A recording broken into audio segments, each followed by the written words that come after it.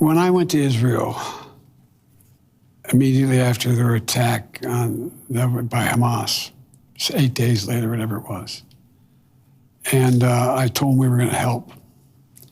And I said, but Bibi, I said, you can't be carpet bombing these communities.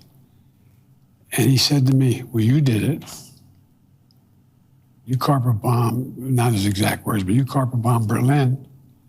You dropped a nuclear weapon. You killed thousands of innocent people because you had to in order to win a war. I said, but that's why we came up with the UN. New deals by which what we would do relative to civilians and military.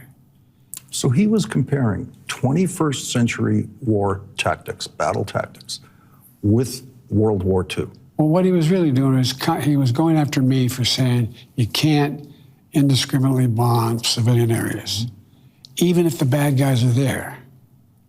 Even if the bad guys are there, you can't take out 2, 10, 12, 1,500 people, innocent people, in order to get the one bad guy.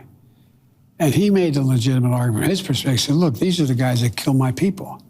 These are the guys that are all over in these tunnels. Nobody had any idea the miles of tunnels are down there. It's amazing what they built. And they're sometimes 200 feet under the ground. The only way to get to them is take out the places where they were under which they got to the tunnels. And so that's the first time I had the discussion about bombing civilian areas was when I went over after the 9/11, after the massacre that occurred. So on that first trip, 10, 11 days after October 7th, you already raised the issues of how to get to a ceasefire. Well, not a ceasefire, how to prevent innocent death. Yes. And then I pushed really, really hard for more humanitarian aid to go in.